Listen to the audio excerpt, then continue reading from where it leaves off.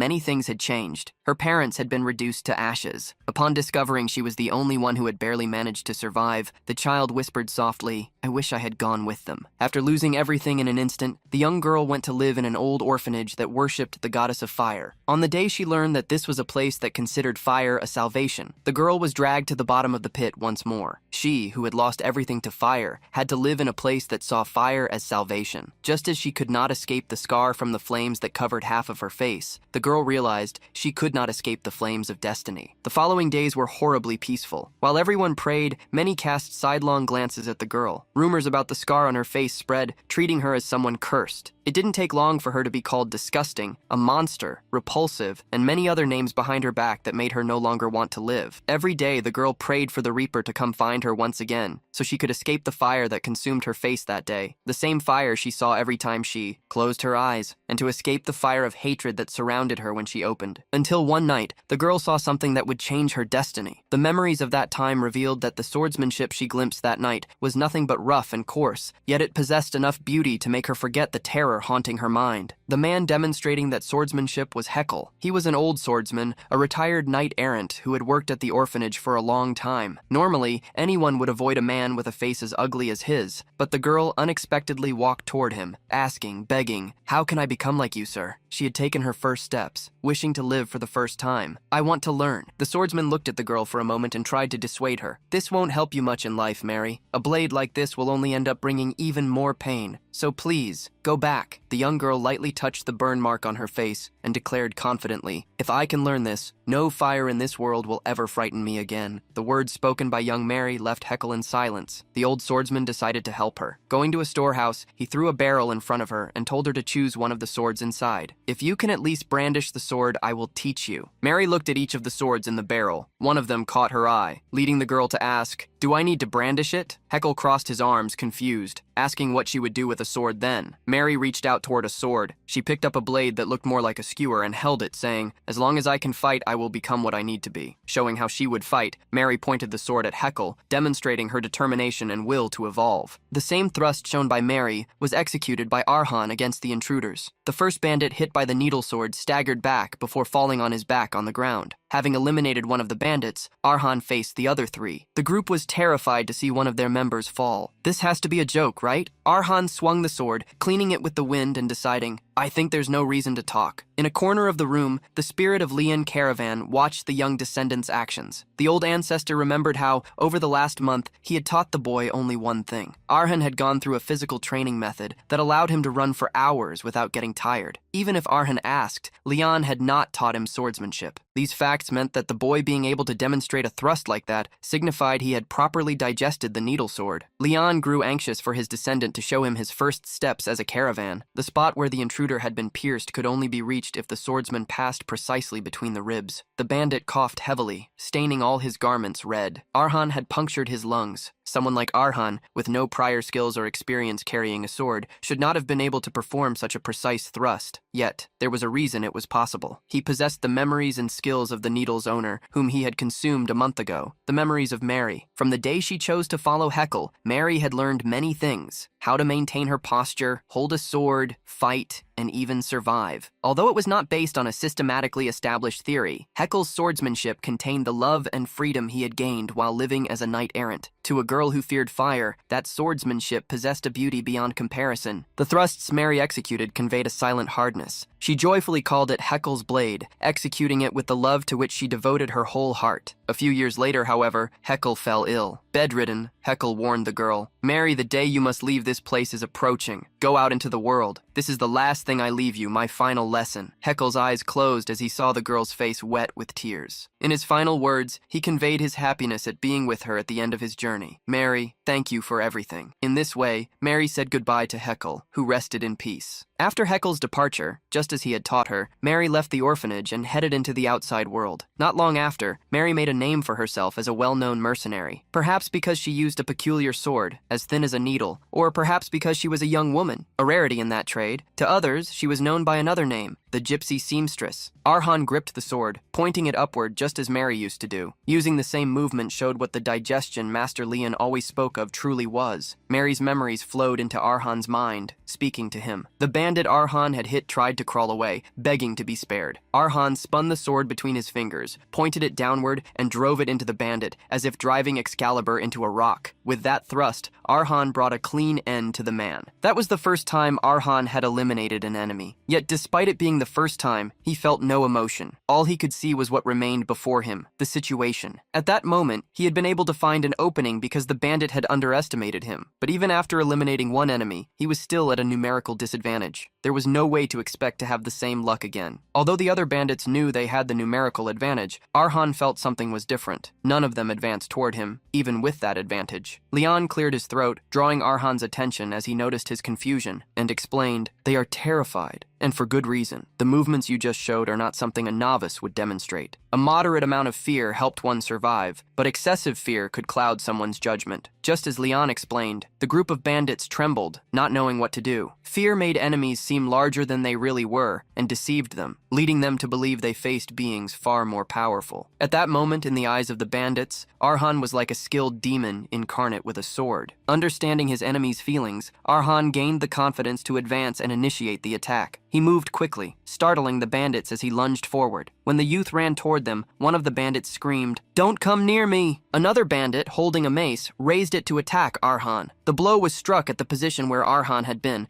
but the youth managed to escape by jumping backward. With sharp eyes, Arhan was able to perceive the next move he needed to execute. The attack opened a path through the neck of the bandit who had attacked him. As he glimpsed the perfect strike, a memory of Mary surfaced in Arhan's mind. A teaching Heckle had passed to her. Since a woman was not born with brute strength or great stamina, time was never on her side. For that very reason, having a fragile body, Arhan wasted no time and moved toward the third bandit. Arhan's target screamed in fear upon seeing him approach. The bandit tried to attack with a spear thrust, but Arhan leaped nimbly over him with a pike jump, landing near the fourth enemy. Leaning his body low, Arhan attacked upward, hitting and piercing the enemy's arm. Heckle had taught Mary not to try to fill what she lacked, but to make a new characteristic shine. Mary's strength had always been her natural flexibility, a body similar to that of a dancer. From any posture, from any angle, she could attack enemies, move around them, and strike them from angles they never imagined facing, taking their lives. Arhan repeated Mary's movements, eliminating the third enemy. Now, before Arhan, only a single bandit remained. The man held a short blade, trembling, crying, with mucus running from his nose due to fear. In his eyes, what he saw was a cruel demon beyond any understanding. The full moon shone in the sky above the treetops. Inside the forest, Arhan carried a shovel, following his ancestor, Leon. The ancestor took advantage of the moment, while the youth worked to ask, "Will you cast away your doubts now? If you have the stamina to brandish your sword all day without losing your breath, then 4 bandits can undoubtedly be eliminated with ease." The bandits in question, after being eliminated, had been tossed into a pit where Arhan would bury them, never to be seen again. Leon took pleasure in Arhan's situation, as battles would only make him stronger. Everything Arhan's master had said had come true, from his body becoming as flexible as a dancer's, reacting to the memories within the sword, to Mary's memories becoming clear the moment the fight began. Now, Arhan understood a bit more of what it was like to be Mary while she fought against the world. This was what Master Leon had told Arhan, that he could become stronger the more he understood the wielders of the swords. That was the power of digestion. Now that Arhan had discovered Leon spoke the truth, the ancestor affirmed with conviction, "When the subject is swords, I never lie." The ancestor recalled the promise he had made to Arhan and warned him, "Your days ahead will be painful, a series of hardships so great you might prefer not to live. It will be so difficult that you will feel the hardships you face today were a blessing." After revealing how difficult the path ahead would be, Leon questioned if he still wished to go forward. Arhan clenched his fist firmly, declaring with conviction, "If it means I can point my sword at that man, I will walk this path no matter how much pain I must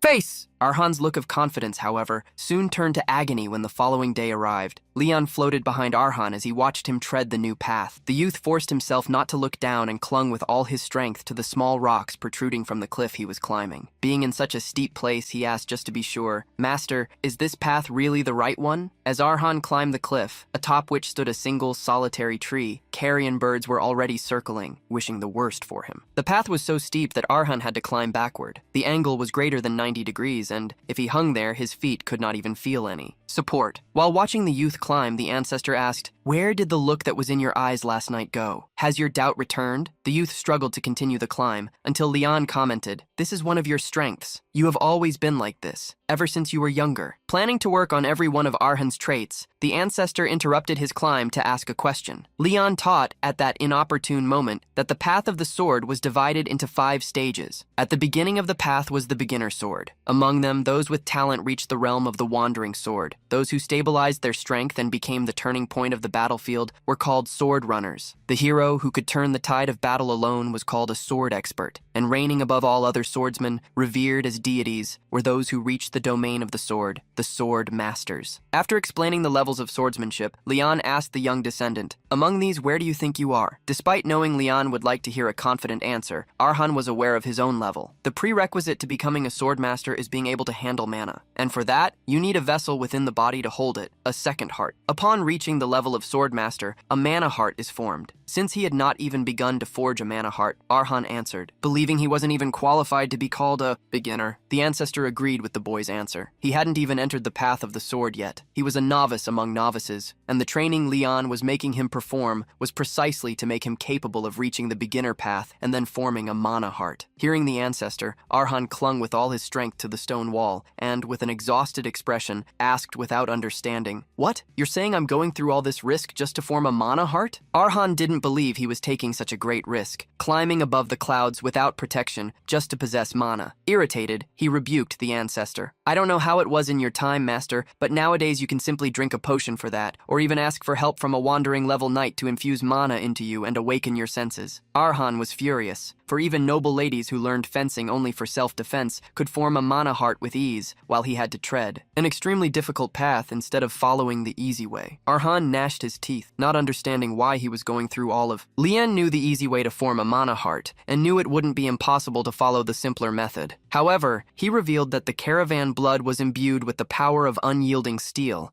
and therefore to handle that power, an equally strong vessel was necessary. Taking responsibility for teaching his descendant, Leon Caravan revealed, "Possessing a common heart like anyone else's will not be enough. The level a human heart can reach is restricted to the human level. If you truly want to reach the level of a swordmaster, there is only one thing you must have." Arhan would need to obtain a heart that wouldn't even be scratched when crushed by the weight of the world, a heart of steel. According to Leon, there was only one way to form such a heart, to possess a body that felt the absolute necessity of having a heart of steel. To do that, one had to force oneself to the edge of the abyss. Leon revealed that among his descendants, few had managed to complete the training due to the pain and the terrible process. However, those who resisted until the end became true sword masters. After telling the whole truth, Leon asked Arhan once more, "And so, young descendant, are you feeling a bit more motivated?" As an answer, Arhan reached out, climbing another span, before replying, "I am more than a little." Satisfied, Leon smiled and reminded the youth, "I do not lie when the subject is swords, descendant. The mana heart you are going to create will be unlike any other." With the determination that the ancestor's words granted him, Arhan continued to climb the stone abyss toward the sun. That night, in Campbell, a village in the eastern Verdi region, a conversation was taking place in a tavern, involving a rumor about a village on the western side, Caravan. People commented that no one had appeared in that region for years, and that there were rumors that something inhabited the village. A curious man asked the one spreading the rumor what, after all, was in that place. After a sip of his beer mug, the man replied, "How would I know? Whatever it is, it's dangerous. Among all the thieves who set foot there, none came back to tell the tale. There are rumors of waves of monsters hidden in the village. Others say a necromancer is stationed in the area. All sorts of stories spread about the place, but they all reach the same conclusion. If you value your life, do not enter that village." Hearing the story of the rumors, a swordsman ate in silence at the tavern bar. He placed his mug on the counter calmly. The story of a village from which no one came out alive caught his attention. Wiping his mouth, he made a decision. That place is perfect. Since the day training began, Arhan had been hanging from the abyss using only his left hand. He dealt with unwanted guests at the mansion simultaneously, even on days when he was completely exhausted, amidst terrible muscle pain from physical conditioning. Even on days when he had to fight just to raise his arm, he faced his training without missing a single day, fueled by every ounce of strength and will he possessed. Thus, a month of training passed. Regarding the mana heart that was to be formed through such absurd training, it had unfortunately not yet materialized. Returning one evening after his session, Arhan sat down, leaning against one of the dry trees in the forest near the mansion. After a long sigh, he looked at his calloused hand covered in scars. Despite not having formed the mana heart yet, Arhan felt that changes were clearly occurring. That night, a new invader arrived, wielding an uncommon weapon, an iron ball attached to chains. Arhan was finally able to see and feel one of the changes that had taken place. He nimbly dodged the iron ball's attack, his sharp gaze tracking its trajectory. The youth's senses had become incredibly acute. Facing the invader, who swung the chain to make the iron ball strike every corner of the corridor, Arhan advanced without hesitation. It wasn't just Arhan's 5 senses, including sight and hearing, but also his concentration and judgment in handling situations that had improved. This was demonstrated in the battle taking place. When the iron ball was thrown at him once more, Arhan decided to arch his body backward, letting it pass over him. With the chain extended, he saw an opening to advance and attack before the iron ball could return. Everything about Arhan had reached a point incomparable to how he had been before. Every time he wielded the needle, when he focused his vision on a single point, for a brief moment he saw the exact target on the enemy. In that instant, it felt as though time, except for him, stood still. In that brief window, Arhan could execute any movement, dodge any attack, and prepare his move. The enemy he faced this time only managed to shift his gaze to Arhan's new location after the youth had already changed his body's trajectory and launched a thrust that hooked into vital points. Each of Arhan's thrusts surpassed what a needle should be capable of. They were like true cannons in power, exploding massive holes through the bodies of his enemies. And so, once again, he defended the mansion. Between the Arhan of before and the Arhan of now, the reason for this change was singular: the fact that he could now feel mana. In the dark forest surrounding the mansion, countless weapons appeared discarded on the ground, driven into the earth along the path. Accompanied by the ancestor, Arhan thought about what he had achieved so far, without even having formed a mana heart or becoming a beginner swordsman. Of course, it was only possible thanks to the power of the needle. Still, glimpsing such a fact left him astonished. Curious, Arhan asked his master what kind of power he would possess when he reached the next level. Seeing Arhan's anxiety, Leon smiled. "You are impressed by something so trivial. You still have a long way to go before you stop being a novice." With a serious look, the ancestor revealed something to the boy. "As soon as you form a mana heart, become a beginner swordsman, and understand the depth of that power, you will finally be on the same level as the needle's original wielder. If you proceed further through the path emitted by the mana heart, you will be able to strengthen your physique and build a domain for attack and defense, reaching the realm of superhumans, the level of wandering swordsman." Leon emphasized to the boy that, right at the start of the stage following the beginner level, he would discover the vast difference between the 2 tiers. Having revealed all this, the ancestor asked if his words answered the boy's question. Understanding the response, Arhan wanted to ask a second question. "If I am sensing correctly, is the man who entered the territory a few days ago and settled here a wandering swordsman?" The man Arhan referred to sat amidst the ruins of the village. An aura overflowed from his body. If Arhan had been in the Campbell Tavern a month ago, he would have known this was the man who had decided to cross the regions to reach the village. Commenting on the man's presence, Leon confirmed Arhan's question. "That's right, that man is on a completely different level than the thieves you've fought until now." Curious, the ancestor asked what the youth would do. In his current state, Arhan wouldn't last a single second. Arhan wanted to observe and prepare for the worst. He had no other choice after all. Leon reminded the young descendant that he could choose to abandon the territory and avoid a fight he could not win. Looking down, Arhan replied that this was not an option he possessed. Although it had become a desolate land after so long, far from being recognized, it remained the place that held the memories of everyone he knew. Hearing the youth's melancholy words, Leon decided to remain silent. He observed Arhan for some time before encouraging him. "Become stronger, my young descendant. In this realm of iron, only the strongest possess the answers. Even your simplest desire is nothing more than greed and lust for you at this moment. Reflect and meditate on the emotions you feel now. Use them as the driving force to achieve what you desire. Feed on this trial and become as hard as steel, so that no one ever dares to laugh at your words." With the ancestor's words, Arhan crossed the desolate field separating the forest and the village. Perhaps because of Master Leon's words, Arhan decided to face the man stationed in the territory. It was already dawn when the swordsman saw the boy and pointed his sword at him. "Don't even think about running. If you show me your back, I will cut it in that same instant." Thus, the unexpected challenge finally began. After the mysterious man set foot in the territory, observing him became part of Arhan's daily routine. What he learned in the process was clear. Even though the village was full of empty houses, the man never touched even the smallest piece of junk, as if he believed each one still had an owner. He lived a simple life, with only the belongings he brought with him to the village. The only characteristics worth mentioning were that he always seemed to lose track of time while watching the sun set each day. Sometimes he was seen praying in the forest, The conclusion Arhan reached was that the man seemed to be a knight. Leon thought the same. The man was a swordsman who had reached the level of a sword wanderer. He strictly followed rules and customs, even when no one was watching. To Leon, such inflexible people were rare to find, even if they weren't knights. Arhan believed that in this case, the man might not be a bad first neighbor. Knights were, after all, those who carried honor and justice. Despite knights possessing honor, Leon corrected his descendant. It is a mistake to think they are righteous beings. Honor is something highly subjective. You cannot say the honor he carries is just for everyone. Leon explained that a knight's honor was defined by whom they swore to follow. The one who gave them great wealth was the same one who dictated their actions. The ancestor once again wanted to teach the youth the meaning of being a knight. A knight is merely a swordsman who uses honor as a pretext to exercise violence. An executioner who carries out kills based on sword techniques passed down through generations. Leon taught the youth not to be blinded by the golden halo of the word knight, so that he could observe and judge the target's essence. Finally, Leon delivered his final lesson on knights. Doubt them, for that is the precious talent you possess. Arhan was confused to hear that doubt was a talent. Leon reminded the youth of how he had always doubted since he was a child. When he heard the legends of Caravan that his father told him, he internally dived incessantly in search of the truth behind those stories. Even in situations where he could have put himself in danger by being deceived by the power he gained, he found answers by eliminating variables through his morbid sensitivity and observation. Leon defined the feeling that had become the young descendant's talent. Doubt is the refusal to let oneself be influenced simply by what one sees and hears. It is the attitude of using all means, methods, and infinite reflections to try to reach the truth. To him, those who did not know how to doubt would never cross their limits. Exactly for this reason, he asked and instructed the youth, "Never lose this trait of doubting, for that is your talent for the sword." On that day, Arhan understood his master's words, vowing to keep them in mind. Having been taught by Leon, Arhan never let his guard down before the strange man. After spending much time determining that he, at least, would not become an intruder, Arhan approached slowly, very slowly, to invite him to be a neighbor. But as soon as he approached, the man pointed his sword at him. "I know you've been watching me the whole time. Don't think of running. If you show me your back, I will cut it." Arhan never imagined the situation he would face would be this: the gypsy seamstress. This pseudonym was better known than Mary herself imagined. Because of it, Mary had received recruitment offers from several well-known mercenary groups. Or conversely, she was frequently pestered by bandits who appeared after hearing rumors about her. Amidst such events, a certain thought arose in her mind. Perhaps I have gone beyond the level of a mercenary with a peculiar sword and truly become a powerful swordsman. However, the moment she discovered that this was mere arrogance arrived much faster than she imagined. It was when she faced a knight that Mary lost. He knew the nickname she was called, a nickname he thought matched the sword she used. The girl who was once proud of her skills now had a void in her gaze. The knight grabbed her, teaching her a lesson. "Don't be arrogant. You are nothing more than a common mercenary. If you weren't a woman, you'd be no different from an insect I would have eliminated in an instant." Upon letting Mary go, the knight walked away, warning, "You only survived because we, the Red Hawks, do not take the lives of women and children. Spend the rest of your life being grateful to us." On that day, she felt she was standing before an immeasurable wall. Between her and that man was the barrier called knights. Later, Mary discovered that the stage the knight was in was called Sword Wanderer, the same level as the man Arhan, who had inherited her memories, was now facing. In the memories of Mary that Arhan had digested, a Sword Wanderer was much stronger than he currently was. Like Mary, who was defeated without even being able to lift a finger, Arhan already felt an overwhelming sense of defeat. The feeling of despair was much greater than when he was climbing the precipice. Arhan's heart beat intensely. He seemed to be becoming stronger. In Arhan's eyes, he could see the mana, the realm of a superhuman, reachable only by those who were at least at the Sword Wanderer level, where mana leaked out of the body like veins of blood, adding power to attack and defense. Without even moving, the swordsman already made Arhan feel his body being hit in advance. This was the level of a sword wanderer, seen by Arhan in person for the first time. While Arhan remained silent, the man questioned him. "What is your reason for watching me? It seems you are the one from the rumors who attacked the visitors here. If you don't have a valid reason, I will have no choice but to consider you an enemy." Arhan did not lower his sword, as the knight also pointed one at him, and answered honestly, "I was trying to distinguish whether you were a guest or an intruder." Without understanding what he meant, the knight ordered him to be more specific. Arhan went into detail, revealing himself as a resident born and raised in the village, but that, a year ago, something terrible had happened in the territory. All the villagers had been swept from that village, which had fallen into ruin. Since then, barbarians and wanderers have been invading this place, frequently threatening the village and my life. I dealt with all all of them with my own hands. Arhan hid part of the truth as he continued to speak. Unlike them, you seem much more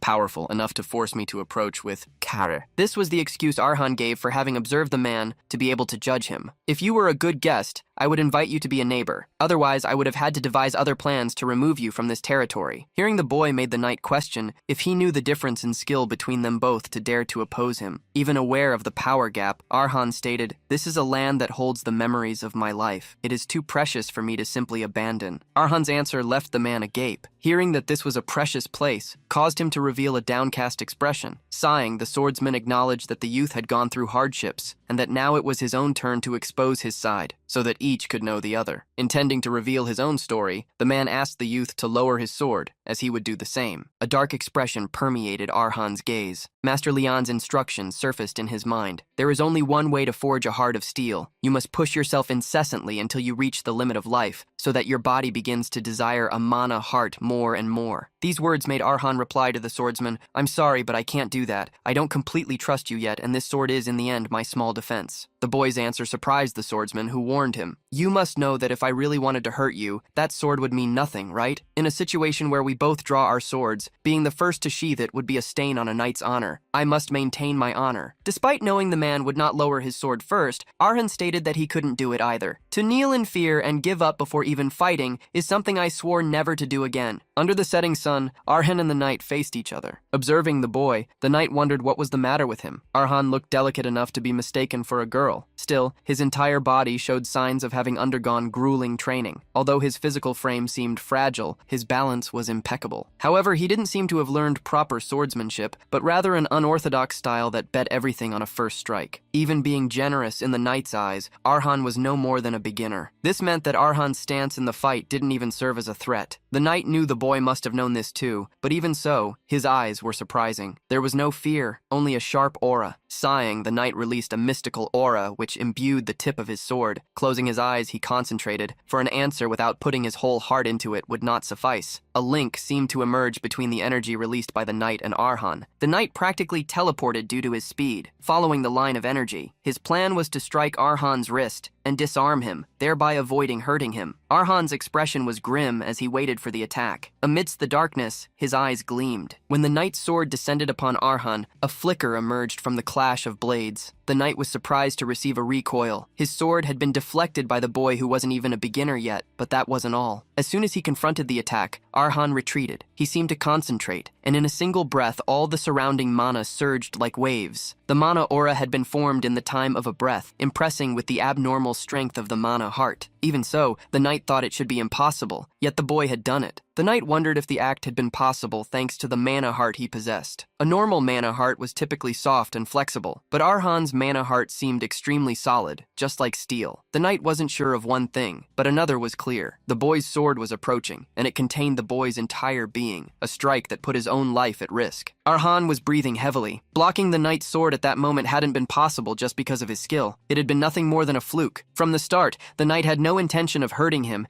and had aimed for his wrist to avoid vital points, using force just above the minimum. That was the only reason it had been possible to block. Arhan had bet on the trajectory of the knight's attack and launched a thrust with his needle to block it. The bet Arhan made paid off, and he managed to deflect the enemy's blade. The price of his miracle was high. The impact was like colliding head-on with a high-speed carriage. Arhan felt an agony, as if every bone in his body had shattered. It showed the desperate gap between their strengths. It was like standing before a gigantic beast. However, despite everything, Arhan showed a smile. What he had always waited for had happened. The awakening of his mana heart, the heart of steel. Despite having awakened, he was still just a beginner. His thrusts would never reach the enemy knight. So, there was only one thing he could try, to create a path for himself. Composing himself, Arhan extended his needle toward the knight, trusting in it and his heart of steel. Arhan would use Mary's memories as a stepping stone, that day when she collapsed before a crushing wall represented by a wanderer. Upon facing an insurmountable limit, in that instant, his body trembled with fear. The first thing that came to his mind mind was Hekel's voice. At the moment Hekel was saying goodbye, he asked Mary never to forget. Most swordsmen see a wall and consider it an insurmountable limit, but that is merely an excuse for those who lack the courage to face their choices. Walls exist to be climbed. The fear that arises is the fate of one who holds a sword, and nothing more than a stepping stone to reach greater heights. Even in tears, Mary decided to listen to Hekel's words and follow his advice. Do not look away. Stand tall and face it head-on. Against the wandering knight who had defeated her, Mary stood up once more. Charging at the mercenary, he swore he would not forgive her this time, making her kneel in despair. The attacks were fast, coming from all directions, and even hitting Mary. Still, she maintained a sharp gaze. She did not give up and continued to attack the wall, and, as Hekel said, her sword would eventually pierce and overcome that wall. Arhan also followed Hekel's words, trusting in himself. That was the only thing left to be done. The knight gazed at Arhan with an expression of gravity. If one has ever held a sword in their life, if one has ever bet their very existence on a blade, they would eventually face a massive wall blocking their path. Arhan felt the pressure seeping deep beneath his skin, the crushing sensation of hopelessness. Perhaps taking even a single step forward was already a daunting task. No one would blame him if he took a step back, turned, and fled. Yet the knight still saw the boy standing his ground, creating cracks in the insurmountable wall with the intent to face it. It was a resistance that was nothing more than youthful recklessness. However, this was a trial he absolutely had to endure. There was no such thing as a perfect path, even if it was clumsy and incomplete. As long as there was a possibility of reaching it, that alone was enough for Arhan. No doubts flickered in Arhan's gaze. He observed which muscles the knight used with the most force, how he caught his breath, and what trajectory he intended to trace. Gathering every clue and eliminating the unnecessary created the final result. The mana heart released its energy, creating a thin layer over the needle. His goal was to reach the path he sought in a single lunging strike. The paths of mana floated like lines in the wind. Leon watched his descendant, smiling with satisfaction. He is quite decent. He pressed on without yielding before any adversity. The power Arhan demonstrated at that moment showed what it meant to be a caravan. Internally, Leon advised his descendant, do not be afraid of conflict and shattering. Willingly surrender yourself to the judgment with your whole body and transform into someone else. And then you shall display it before the world. All the mana that had accumulated around Arhan was transmitted to his sword. At the tip of the needle, the flow of a caravan's will emerged. Arhan vanished as he lunged forward, leaving behind only a single strike in the air. He poured all his effort into the advance, closing the distance between him and the knight. Just like Mary, he had been afraid. The circumstance of being the sole survivor amidst intense flames. The fact that the tragedy which took everything was only the beginning. There were times when they couldn't even look at themselves in the mirror, days when even breathing felt like a burden. What Mary truly had to fear was not the fire, but her own weakness of constantly running away. It was in the face of all these challenges that Mary decided to place her hope in her attack. From daily life to her family and her future, everything had been taken from her by a world filled with fire. If anyone asked her if she had overcome it all, she would have only one answer. I am no longer afraid of the fire, nor the world. Even if I crumble, even if I cannot win, I can face it. Just like Mary, Arhan decided to face the fire and move forward to pierce through what stood in his way. The knight waited for Arhan's attack. In the same way Arhan attacked, he brandished his sword to meet him. A cry of bravery left the youth's throat as all his energy was channeled into his strike, facing the knight who, at that moment, returned the counterattack with the same fervor. The world seemed to stop for an instant when the attacks met. The ringing of swords and the clash of energies rippled through the surroundings. Broken, a sword flew into the sky, the tip of a needle. Mary always had a doubt, which she asked Hekel. Does peace exist? Following your advice, I left the orphanage and came into the world. The teachings Hekel had passed to Mary, who held the single needle he placed in her hands, had made her free, just as he was, yearning for a life of pilgrimage. But in the end, she wasn't sure if she could truly say she had lived the life she desired. The world teemed with monsters stronger than her, and there were many high walls that could never be crossed by willpower alone. Even so, she always told Hekel one thing. Until the last moment of her life, there was not a single wall in her path from which she had turned away. According to the doctrine of Sergen, they would meet again in the embrace of the flames. When that time came, just as Hekel had done for her, Mary wanted to tell her own story as well. Mary knew how she would begin her story throughout her whole life. She would tell it from the moment they met until the instant she no longer feared the fire. Thus, understanding Mary's story, her desires, and her affection for Hekel, Arhan finally completed the digestion of the needle.